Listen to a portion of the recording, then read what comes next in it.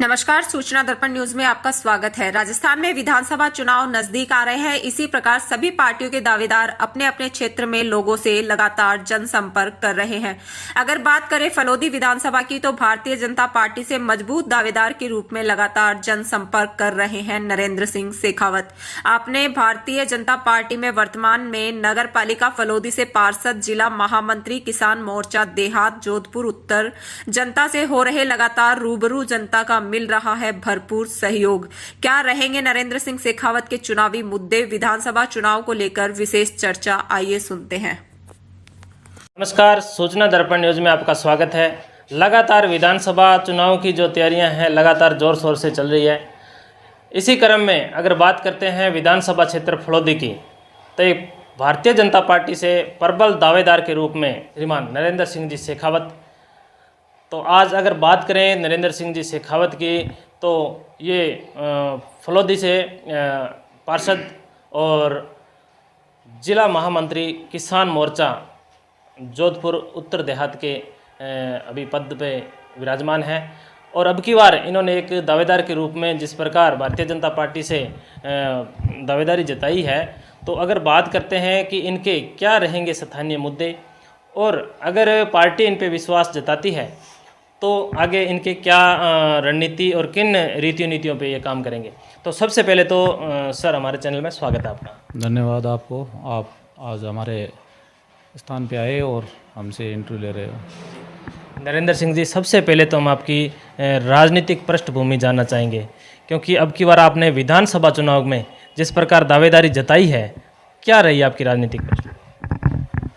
राजनीतिक पृष्ठभूमि में मेरे जो ससुराल परिवार से हैं, जो पूर्व प्रधान रहे हैं बा पंचायत समिति के आनंद सिंह जी भाटी, और भाजपा के कद्दावर नेता रहे हैं, उनकी हर एक समाज में उनकी ज़बरदस्त पेठ है।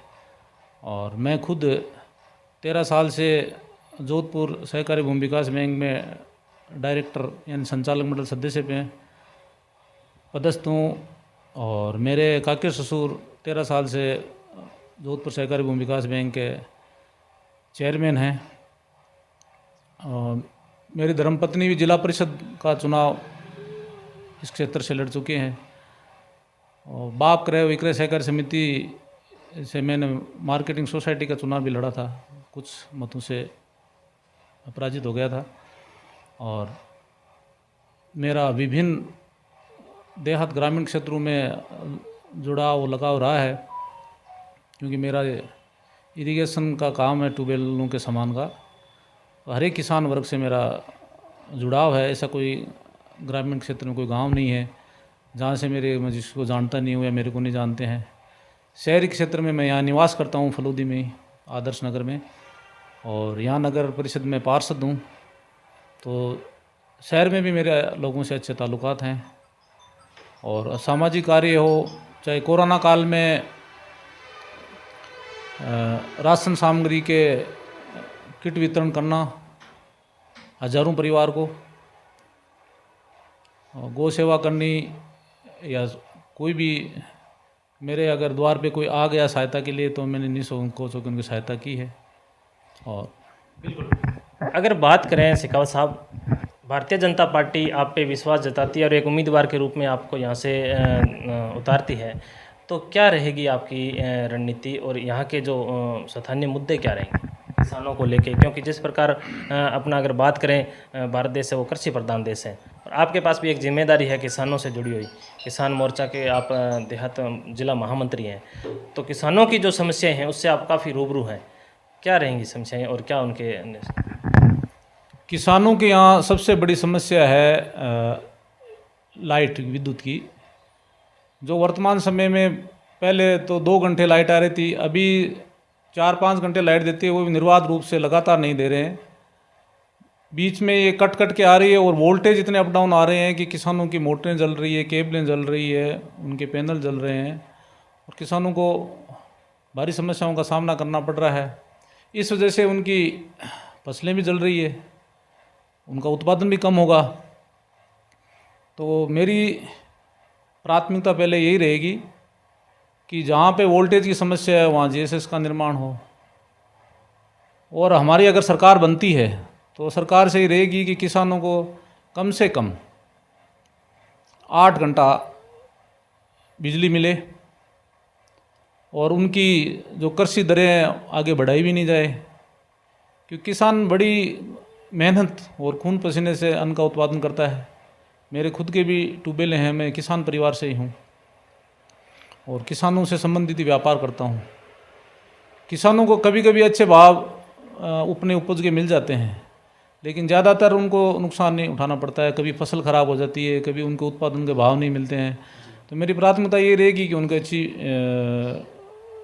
विद्युत मिले और उनकी फसल की उपज का अच्छे दाम मिले। तो ये मेरी सबसे प्राथमिकता रहेगी किसानों की। अगर बात करते हैं राज्य सरकार की, तो काफ़ी जिस प्रकार महंगाई राहत कैंपों को लेके और जनता को काफ़ी इनका कहना कि हमने राहत पहुंचाई है, क्या लगता है जनता इनको? नहीं, अगर वो जनता को राहत पहुंचाई है तो जनता उसका प्रत्युत्तर देगी, लेकिन यही राहत अगर उनको देनी थी तो उनको 4.5 साल से ज़्यादा अधिक समय हो गया सरकार में रहते हुए। तो ये आज से 4 साल पहले देते, 4.5 साल पहले शुरू करते। अब चुनाव आ गए हैं, चुनाव का समय अब 2 महीने से कम रहा है, अब क्या राहत पहुंचाएंगे? 2 महीने से पूरी जनता को लाइन में खड़ा कर दिया कि हम आपको ये पेंशन 1000 रुपये कर दिए, रसोई गैस में ये 500 रुपये की सब्सिडी दे रहे हैं, हम 100 यूनिट बिजली फ्री दे रहे हैं। तो अब जब बिजली नहीं दे रहे हैं तो फिर क्या होगा? और दूसरा, ये इनके सभी डाटा है कि किन किन जो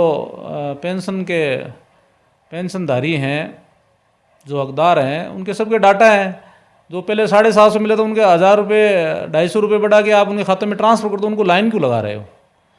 उनका ये फिजूल खर्ची सरकारी तंत्र की पूरे प्रशासन को कैंपों में लगा दिया। दैनिक रूप से जो काम होने चाहिए वो दफ्तरों में हो नहीं रहे, क्योंकि अधिकारी कर्मचारियों को पाबंद कर दिया कि आप वहाँ पे रहोगे। अपनी फ़ोटो लगा के और जनता को अपना प्रचार करना, इसके अलावा महंगाई राहत कैंपों में मेरे को तो कुछ नज़र नहीं आ रहा है। तो शेखावत साहब, आपको अगर यहाँ से टिकट मिलती है और एक उम्मीदवार के रूप में जब जनता से रूबरू होगे, क्या रहेगी आपके पास, घोषणाएं या योजनाएं? घोषणाएं पर हम कम विश्वास करते हैं, हम सीधी योजनाएं लागू करते हैं। केंद्र सरकार की पहले भी ये हमारी पीएम आवास योजना है, जो प्रत्येक जो गरीब परिवार है जिनके आवास नहीं है उनको अपनी छत मिले, उसके लिए पहले से योजना चल रही है। किसान सम्मान निधि योजना पहले से चल रही है, जो इसके पात्र किसान हैं उनके 2-2 हज़ार रुपये के रूप से किस्तें आ रही है। पहले इनमें ज़मीन का 2 हेक्टर का था, वो भी प्रतिबंध हटा दिया है। और केंद्र सरकार की बहुत सारी योजनाएं हैं जो अभी चल रही है।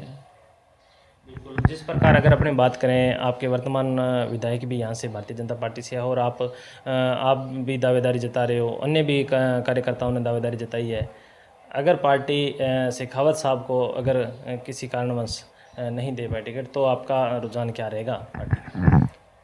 जो कमल के निशान लेके भारतीय जनता पार्टी का चिन्ह लेके आएगा, हम तन मन से धन से उनके साथ हैं, चाहे किसी को मिले। हमारी केवल दावेदारी है, चुनाव लड़ना नहीं है। पार्टी अगर उम्मीदवार बनाती है तो हम चुनाव लड़ेंगे नहीं, बाकी पार्टी जिसको उम्मीदवार बनाएंगे उनके साथ रहेंगे।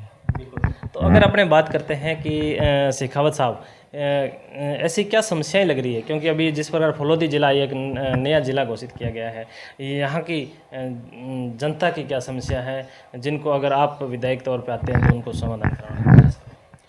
यहाँ फलोदी शहर में सबसे पहले तो बड़ी समस्या है सीवरेज की। गंदे पानी की निकासी नहीं है, इससे बहुत सारी बीमारियाँ फैल रही है। जगह जगह यहाँ गंदगी के ढेर लगे हुए हैं, और जब गंदे पानी की निकासी नहीं होती है तो कोई भी पॉलीथीन है, कचरा है, तो आके वो उसमें आके नालियों में रुक जाते हैं और नालियाँ अवरुद्ध हो जाती है। तो सबसे पहले है कि यहाँ गंदे पानी निकासी के लिए सीवरेज का निर्माण हो। फिर यहाँ पर शुद्ध पेयजल की व्यवस्था, सभी घरों में शुद्ध पेयजल की आपूर्ति हो, वो व्यवस्था हो। और यहाँ पर जहाँ सड़कें टूटी हुई है वहाँ पर नई सड़कें बनें, और साफ़ सफाई की व्यवस्था शहर की। ग्रामीण क्षेत्र में जहाँ पर आवागमन की दुविधा हो रही है, सड़कें नहीं है, वहाँ सड़कों का निर्माण हो। जहाँ किसानों को कम वोल्टेज मिल रहे हैं, वहाँ जीएसएस का निर्माण हो। जो लंबित कृषि कनेक्शन है उनको जल्दी से जल्दी कृषि कनेक्शन मिले और उनकी कृषि उपज समर्थन मूल्य पर ज़्यादा से ज़्यादा, अगर मार्केट से कम रेट हो तो उनके समर्थन मूल्य पर तोले। ये हमारी प्राथमिकता रहेगी सबसे। तो यहाँ की जनता से आप लगातार रूबरू हो रहे हो, क्या है जनता से आपकी अपील क्या है? जनता से हमारी यही अपील है कि वर्तमान राज्य सरकार की ये फ्री वाली स्कीम्स में लोग लुभान कभी ये मोबाइल बांट रहे हैं, तो मोबाइल अब आज के समय में स्मार्टफोन 6,000 का कोई स्मार्टफोन लेके कोई खरीदता थोड़ा ही। ये सरकार के धन का दुरुपयोग करना है और नहीं वो सभी को मोबाइल दे पाएंगे। केवल लोग लुभावनी योजनाओं में चक्कर में नहीं आके एक राष्ट्रवादी पार्टी, राष्ट्रवादी विचारधारी पार्टी को हराने का काम नहीं करें।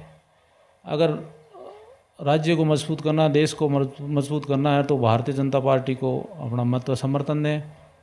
यही मेरी जनता की अपील रहती है। तो ये थे हमारे साथ फड़ौदी विधानसभा से प्रबल दावेदार के रूप में दावेदारी जताई है श्रीमान नरेंद्र सिंह जी शेखावत ने।